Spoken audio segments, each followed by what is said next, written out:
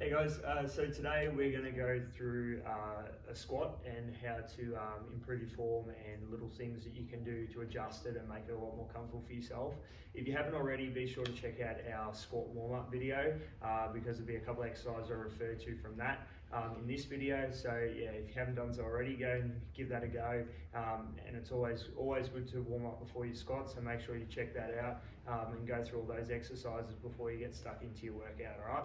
So what we're going to do with the help of Jules, so we're just going to go through setup, down phase, up phase, and then as I said, a couple of little adjustments you can always make to make it a lot more comfortable for yourself. So today we're just going to focus on a bodyweight squat, but obviously you can then transfer this to your back squats, your front squats, all that kind of stuff as you increase that weight.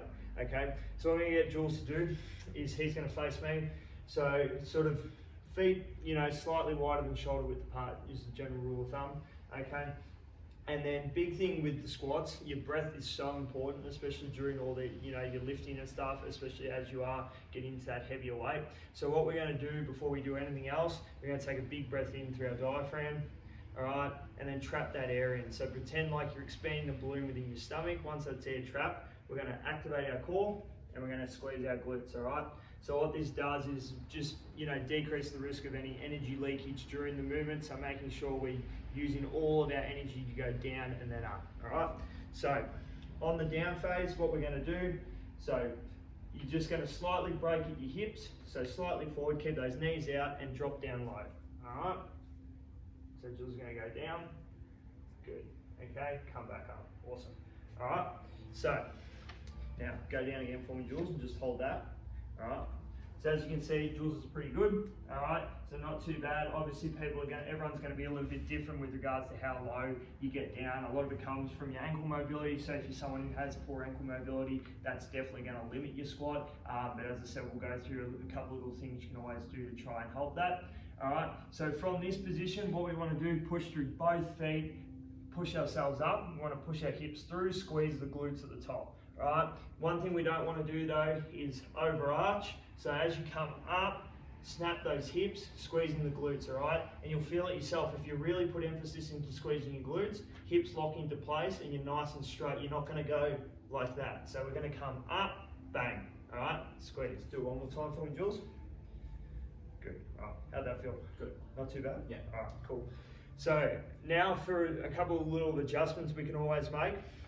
So as I was mentioning before, someone who has poor ankle mobility, what you can do is elevate the heels. So whether or not be getting sort of 2.5 kilo weight plates, something that's relatively thin, little bits of little wood offcuts. I tend to use that at home if I've got weight on the bar. In this case, we're just going to use some towels. All right. So simple little trick. Whatever is going to work. So we're just going to place some towels. All right. I don't know if you can see that. Come back a little bit for you, all right? And then I'll get another one for Jules. Okay, there we go. How's that? Good. Yeah. Cool. And then all that does, elevating those heels, it just allows you to stay up a little bit straighter. So now give that a go, Jules. How does that feel? Yep. Feel like you can get a little bit better? A bit easier. Yeah. Cool. So that's definitely going to help, especially it's really good for front squats. So when you've got that bar on the front of you and it's trying to bring you forward a little bit more, elevating those heels, it just allows you to stay up a little bit straighter. Okay. Another thing Jules can do is widen your stance. So the wider you get your stance, the easier it actually is. So obviously the narrower it is, the harder it's going to be to get down deep. So see how that goes? How's that feel? Good. All right. Awesome. Now, as I was saying before in the down phase, a big thing is keeping those knees out, all right? So if you're someone who's finding as you go down, especially with the weight on the bar, and then you're coming up and your knees are sort of collapsing in, what you can do is put a band around your knees. So I'll get Jules to chuck that one on for us. And it's going to sit just above the knee. Yep, cool. So just above your knee, all right? And if you want to face the front for us this time, there we go.